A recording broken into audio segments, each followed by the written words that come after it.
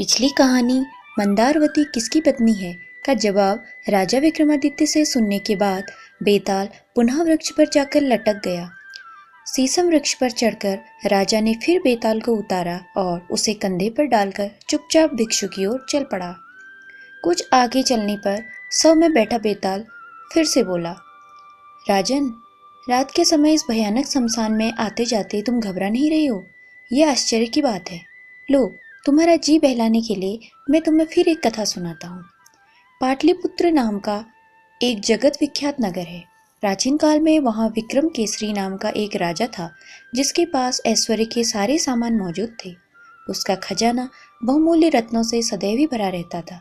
उसके पास एक तोता था, जिसने श्राप के कारण यह जन्म पाया था। वह तोता समस्त शास्त्रों का ज्ञाता और दिव्य ज्ञान से युक्त था। उस तोते का नाम था विदग्ध चूड़ामणि। उस तोते के परामर्श से राजा ने अपने समान कुल वाली मगध की राजकुमारी चंद्रप्रभा से विवाह किया। उस राजकुमारी के पास भी सोमिका नाम एक वैसी ही मैना थी, जो समस्त विज्ञानों को जानने वाली थी। वे दोनों तोता मैना अपने बुद्धि बल से अपने स्वामियों की सेवा किया करते थे। वहां एक ही पिंजरे में रहते थे। एक दिन उत्कंठित होकर उस तोते ने मैना से कहा, सुबगे, तुम मेरे साथ एक सेज पर सो, एक आसन पर बैठो, एक साथ भोजन करो और हमेशा के लिए मेरी ही हो जाओ। मैना बोली, मैं पुरुष जाति का संसर्ग नहीं चाहती, क्योंकि वे दुष्ट और कृतघ्न होते हैं। मैना की बात सुनकर तोता बहुत आहत हुआ। उसके स्वाभिमान को ठेस पहुंची। वह बोला, तुम्हारा यह कथन बिल्कुल मिथ्या है मैना।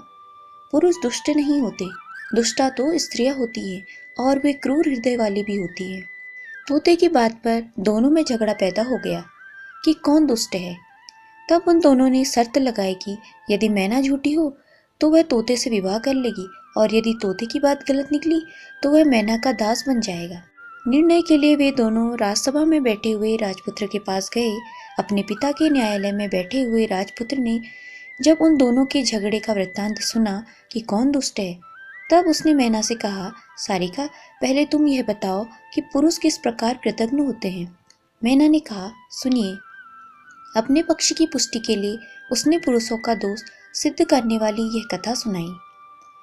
इस धरती पर कामंदिका नाम की एक बहुत बड़ी नगरी है। वहाँ अर्थदत्त नाम का एक बहुत धनी व्यापारी रहता था। व्यापारी के यहाँ एक पुत्र ने जन्म लिया तो व्यापारी ने उसका नाम धनदत्त रखा। पिता की मृत्यु के बाद धनदत्त बहुत उच्छृंखल हो गया। वह बुरे लोगों की संगति में उठने बैठने लगा। उसके कुछ धूर्त मित्रों ने उसे जुआ आदि दुर्व्यसनों में डाल दिया। थोड़े ही दिनों में इन व्यसनों के चलते धनदत्त का सारा धन जाता रहा। लज्जावश स्वदेश छोड़कर विदेश भ्रमण हेतु चला गया। चलते चलते वह चंदनपुर नाम के एक गांव में पहुंचा। वहां भोजन के निमित्त उसने एक व्यापारी के घर में प्रवेश किया। व्यापारी ने धनदत्त को कुलीन परिवार का समझकर उसका कुल आदि पूछा और फिर आदर सहित अपने घर में ठहरा लिया।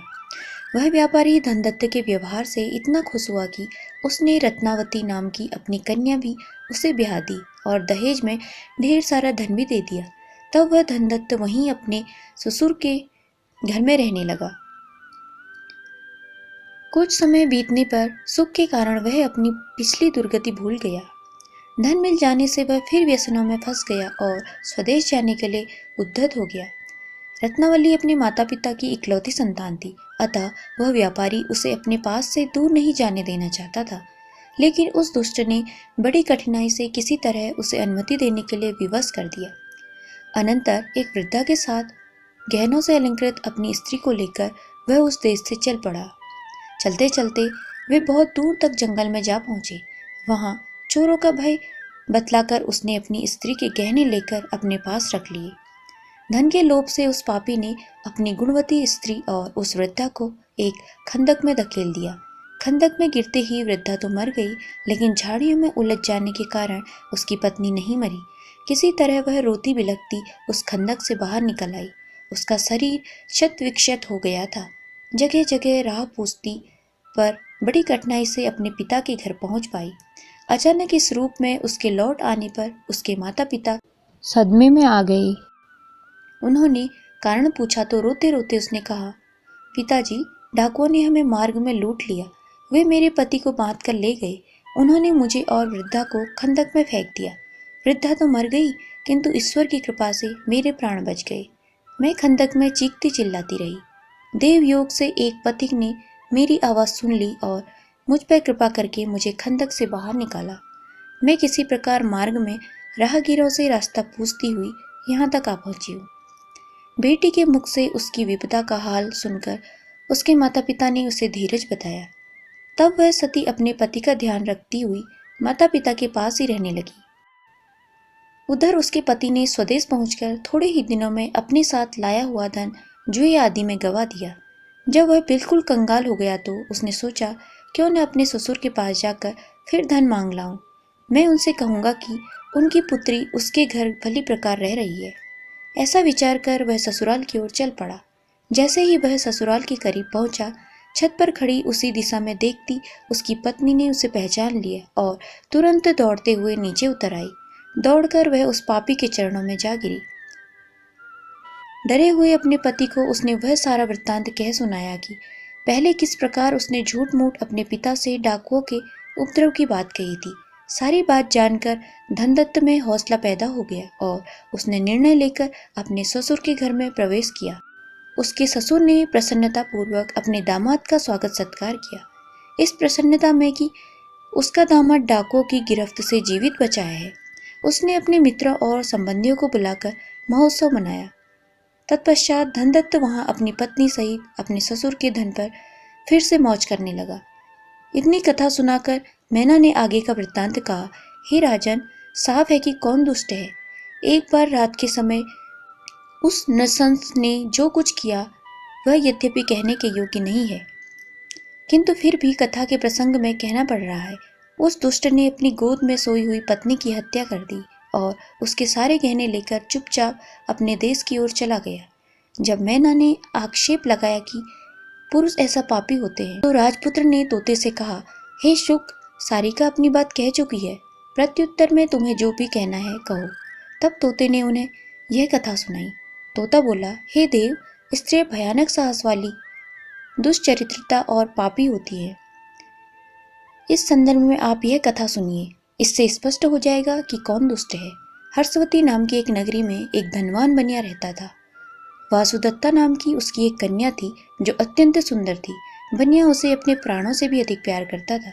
उसने अपनी उस कन्या का विवाह समुद्रदत्त नाम के एक सजातीय युवक के साथ कर दिया जो सज्जनों के निवास स्थान ताम्रलिपि में रहता था।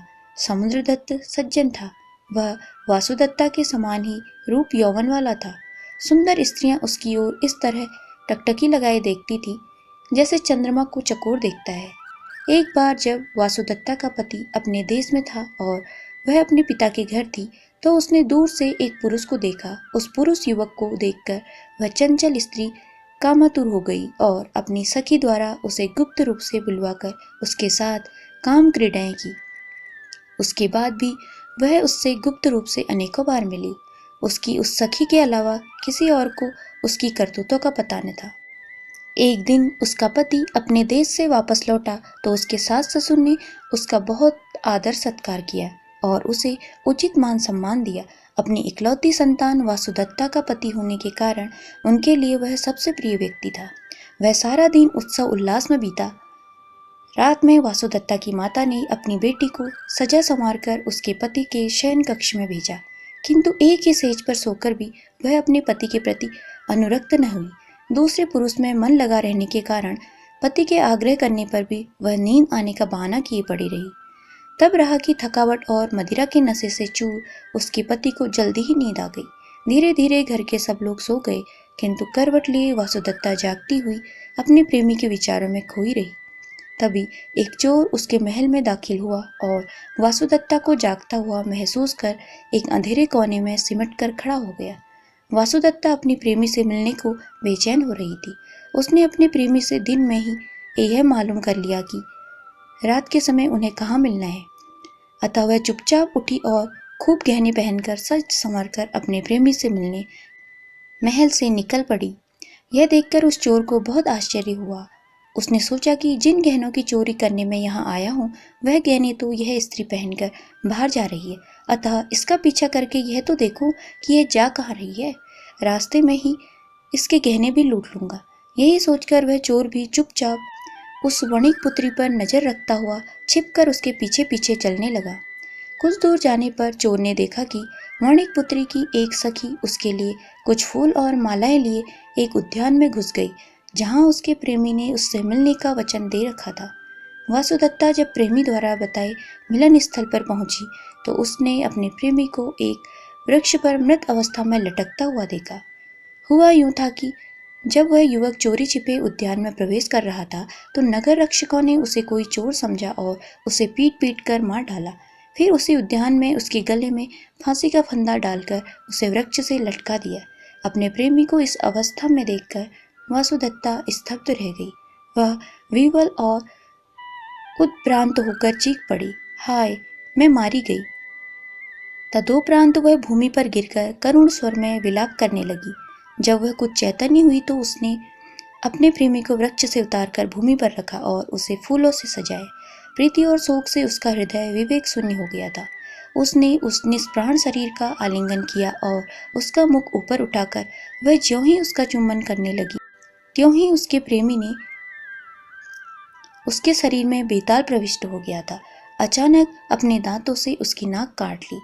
पीड़ा से तिलमिलाकर वासुदत्ता तुरंत उससे दूर हट गई, लेकिन इस विचार से कि कहीं वह जीवित तो नहीं है, वह अभागिनी फिर से आकर उसे देखने लगी। जब उसने देखा कि उसके शरीर से बेताल चला गया है और वह निश्चेत तथा मत्त है, तब वह डर गई और हारी सी रोती हुई धीरे धीरे महल की ओर लौट पड़ी। उस चोर ने छिपकर यह सारी बातें देखी। उसने सोचा, इस पापिनी ने यह क्या किया?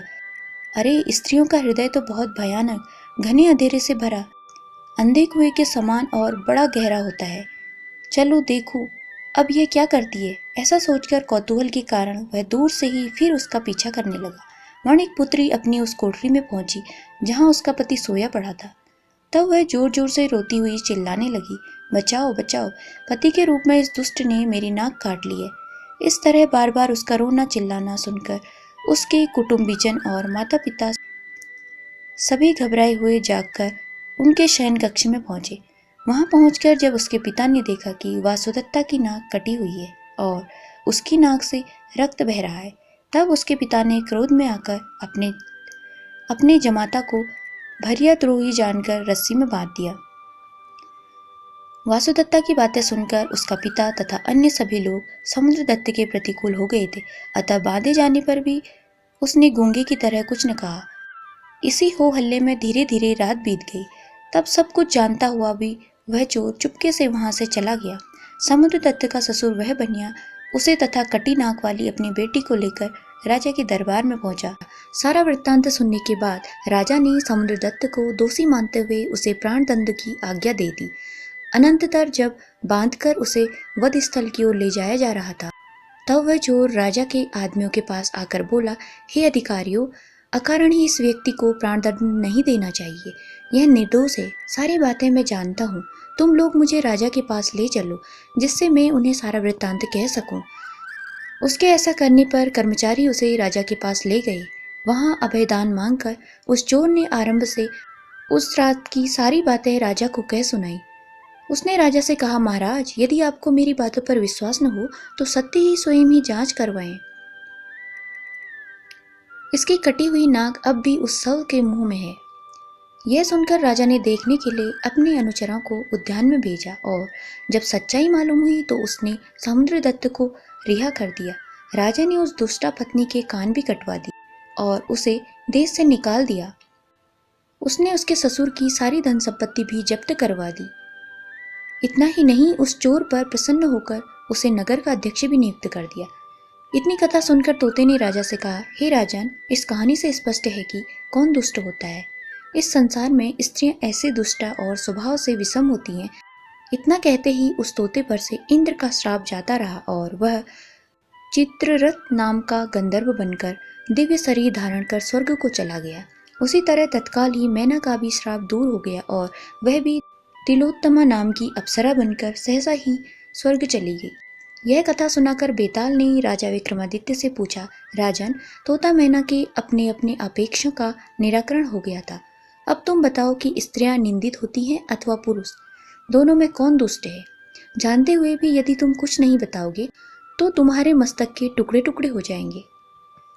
कंधे पर बैठे हुए बेताल की बातें सुनकर राजा ने कहा, हे बेताल, तुम्हारा प्रश्न है कि कौन दुष्ट होता है? निंदित तो स्त्रियां ही होती हैं। पुरुष शायद ही कोई कभी और कहीं वैसा दुराचारी होता है, लेकिन ज्यादातर स्त्रियां प्रायः सभी जगह और सदा ही वैसी ही होती हैं। राजा के बताते ही कि कौन दुष्ट है, बेताल पहले की तरह फिर उसके कंधे से गायब हो गया। राजा भी उसे वापस लेने के लिए फिर से उसी वृक्ष की ओर चल पड़ा। राजा विक्रमादित्य बेताल को लाने के लिए पुनः शीशम वृक्ष के नीचे पहुंच गया। उसने बेताल को उतारकर अपने कंधे पर डाला और चलना शुरू किया। बेताल ने राजा विक्रमादित्य को फिर से यह कहानी सुनानी शुरू की। बड़ा वीर कौन? तो दोस्तों, बेताल पच्चीसी की अगली कहानी बड़ा वीर कौन, ये सुनने के लिए अगला कहानी का पार्ट जरूर देखें। धन्यवाद।